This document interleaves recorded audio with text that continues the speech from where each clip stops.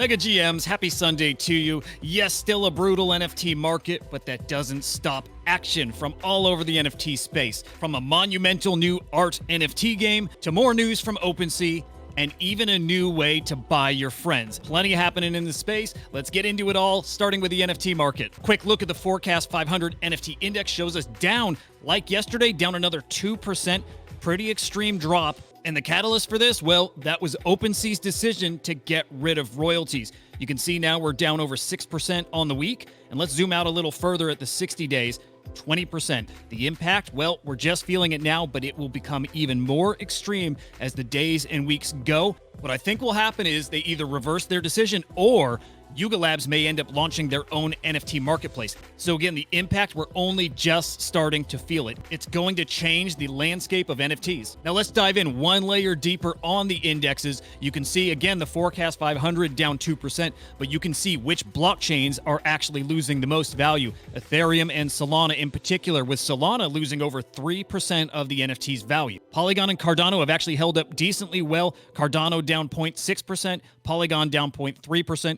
Now let's move over to global NFT sales. Just over $12 million on the secondary markets yesterday. Total transactions, 380,000, roughly half of what we saw just a few days ago when we hit that record 680,000 transaction. Average sale price also climbing, so again, almost a mirror image of yesterday's action. Lower transactions, higher sales prices, and do we see the correlation with trade profits also declining? Yes, we do. Sellers were on the losing end of trades again, down $2.4 million. Pretty huge number yesterday. And what might be driving that? Well, let's take a look at the top collections on CryptoSlam. All familiar faces. Bored Ape, D-Market, Mutant Apes, Gods Unchained, and D-Gods. Then you have DraftKings, Sorare, Azuki back in the top 10 here, and Captains, and Art Blocks. Okay. Now, your top collectible sale, this is a perfect example of what's going on. Bored Ape number 8585 sold for $255,000. Decent looking ape here, actually better than decent. It looks like a pretty darn rare ape, really good looking. Sold for, again, $255,000. Let's take a deeper look though. This Bored Ape last sold for over $1 million, which was 777 ETH at the time. This seller took a huge loss on this NFT. Now, this explains the rising average sale price, but also the declining profits. Now, look, I see the value of NFTs across the board continuing to decline for the rest of the year at the very least. All right, and some smaller news coming from OpenSea, but they've announced they're ending support for Binance NFTs. While you can still browse the NFTs and view them on their platform, you can't buy and sell them anymore. The cost to support the chain has now outweighed any profits they're seeing from Binance NFTs. Interesting, because we've looked at the Binance blockchain and the play NFTs on there. Those are those watch to earn NFTs, and that blockchain's doing over $300,000 in trading volume a day. So clearly people are trading them, just not on OpenSea. Now, I mentioned a monumental art drop. This is coming from Skull of Lucy creator Sam Spratt. He's launching his Monument game.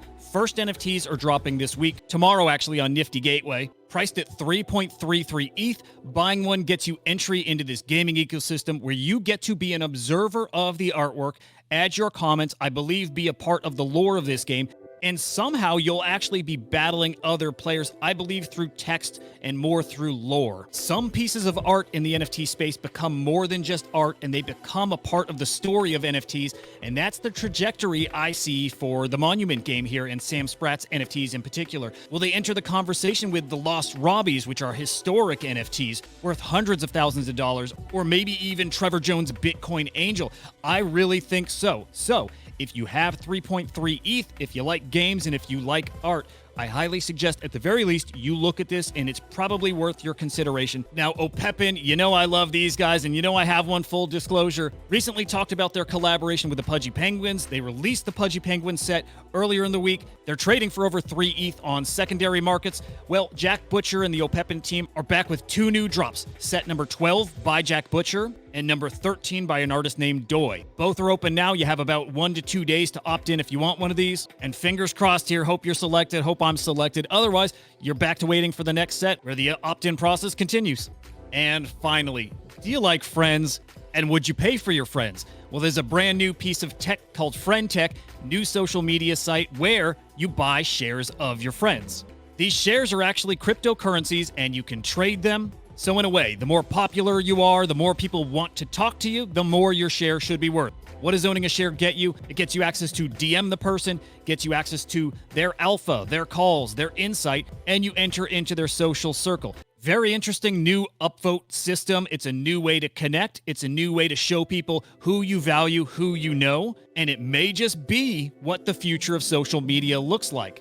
If you're interested in this, definitely go check it out, read through their privacy policy, and just be aware the tech is really rough right now. I tried to get in there. It's really rough. Parts of the app just weren't working, and I didn't like that it connects to my Twitter and says it can send tweets for me. I really don't like that, so maybe just make burner accounts when you check it out. They're taking snapshots every Friday, and it seems they'll do an airdrop early next year, right when we have our typical start of the year boom in NFTs, so could be lined up to have a really hot start of next year. At least I certainly hope so. So there you have it. Tons going on in the space. Yeah, the digital economy is booming, even if it's trending down right now. Creators are creating, and we are building a new future on the blockchain. And I'll be back tomorrow again with the latest happenings in the NFT space, market updates. Remember, if it's happening in NFTs, I'm bringing you inside. Till the next time, we'll see you.